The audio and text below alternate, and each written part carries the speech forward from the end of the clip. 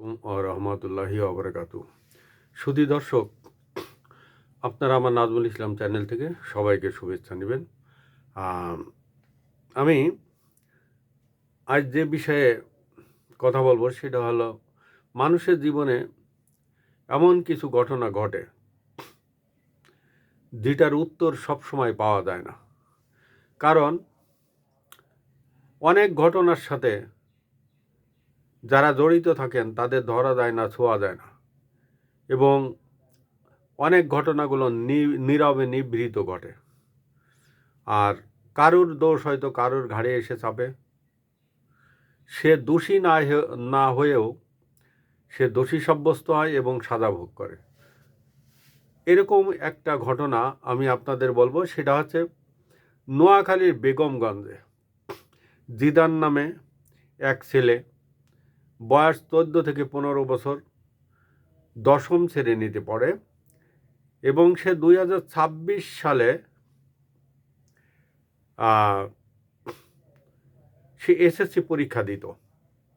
এখন হয়তো আর তার এসএসসি পরীক্ষা দেওয়া হবে না, কারণ তার জীবনে ঝড় বয়ে গেছে।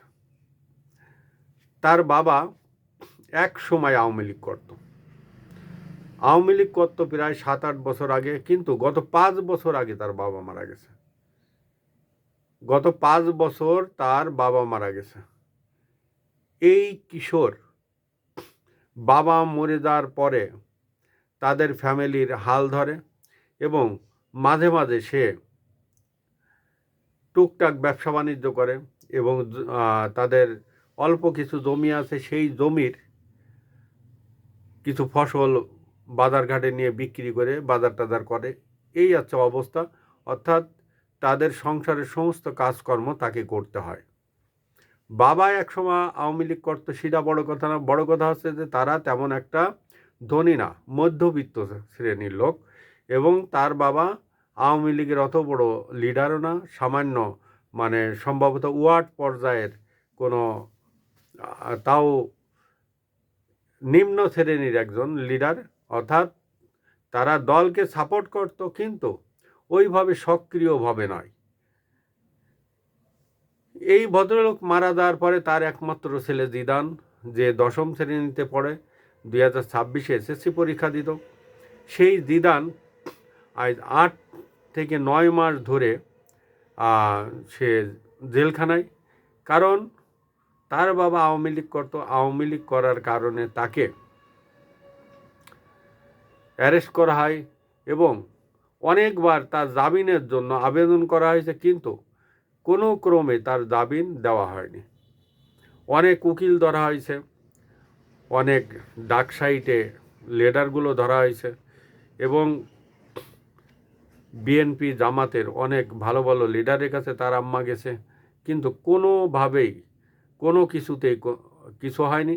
যার কাছেই যায় মোটা অঙ্কের টাকা দাবি করে, যেটা তার ফ্যামিলির পক্ষে দেওয়া কোনোভাবেই সম্ভব না।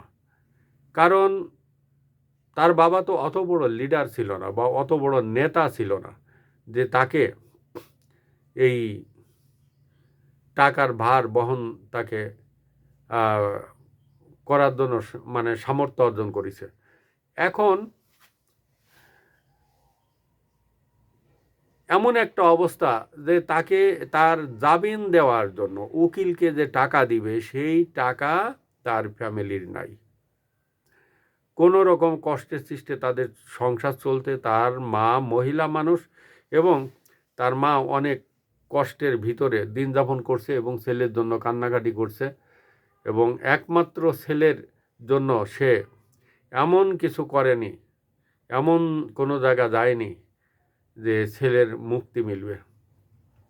সম্প্রতি তার স্কুলের শিক্ষকবৃন্দ তার জন্য বিভিন্ন জায়গায় আবেদন করেছে, বিভিন্ন জায়গায় নিবেদন করেছে, কিন্তু কোনো অবস্থাতে তার জামিন মিলছে না। এবং থানার পুলিশ সাধারণত সরাসরি তাকে না বলে দিছে, কারণ এখন এই মুহূর্তে আমাদের অতটা কিছু করার কোনো ক্ষমতা নেই, আপনারা রাজনৈতিকভাবে কোনো একটা কিছু করেন। বাবা একসময় আওয়ামী লীগ করতেন, সেই 5 বছর আগে তার খেসারত যে এইভাবে সন্তানকে দিতে হবে, সেটা কারোর ঘুণাক্ষরেও কেউ টের পায়নি এবং কারোর জানা ছিল না। এইরকম যদি বাবার কর্মফল, আমি কর্মফল এটা বলা আসলে ভুল, কারণ কোনো না কোনো ব্যক্তি একটা না একটা দল সাপোর্ট করবেই। এখন সেই দল যদি কোনো অন্যায় করে, সেই দায়িত্ব এইসব খুদে নেতারা কোনোভাবে নিতে পারেন না, কারণ এরা তো একদম ওয়ার্ল্ড পর্যায়ের, গ্রাম পর্যায়ের নেতা। এরা সাপোর্ট করে সাধারণত, কিন্তু ওইভাবে সক্রিয়ভাবে লাগে না।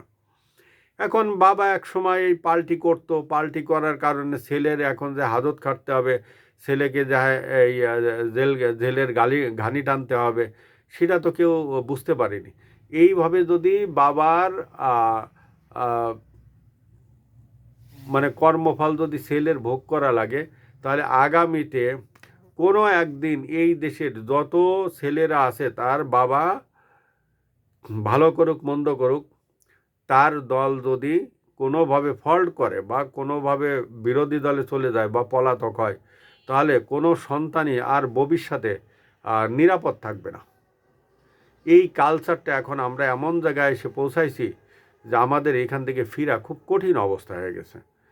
আগামীতে কোনো সন্তান তার বাবাকে বা মাকে পরিচয় দিতে ভয় পাবে, কারণ বাবা মরে যেয়েও তার ছেলের কোনো শান্তি নেই।